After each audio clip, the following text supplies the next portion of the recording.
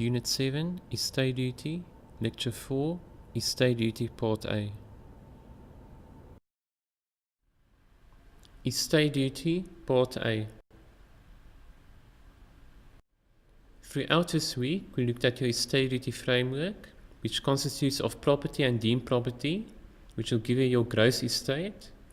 Then you also had your allowable deductions under Section 4. This will give you your net estate.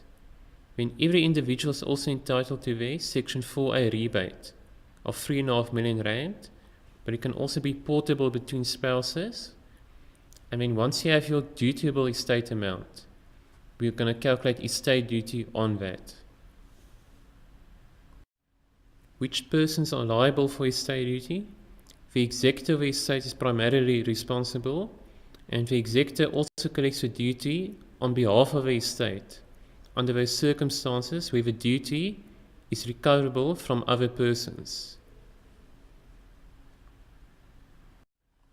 The following persons are liable for estate duty: any usufructuary, fiduciary and settlement interest and annuities. The person receiving these interests is liable for estate duty. Any policy proceeds payable directly to a beneficiary, such a beneficiary is liable. Donation upon death, the person receiving the donation is liable. And all other property, the executor is liable to pay estate duty. Estate liquidity. Estate liquidity. This is an assessment done to determine whether or not the client's estate will have sufficient cash to pay liabilities arising on death. Then estate planning is not just estate duty planning. Estate duty is just one of the many liabilities one has to consider upon death. How is the liquidity of the estate determined?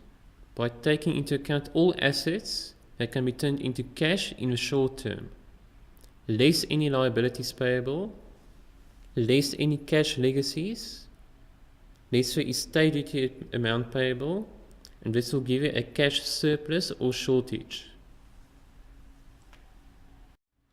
If you calculated the estate liquidity and you determined that there is a cash shortfall of, for example, R5 million, a life policy can be taken out to cover that shortfall.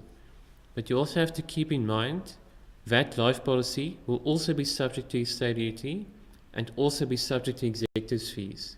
So to cover that R5 million shortfall, a policy with a value of R6.5 million is actually needed to cover the shortfall.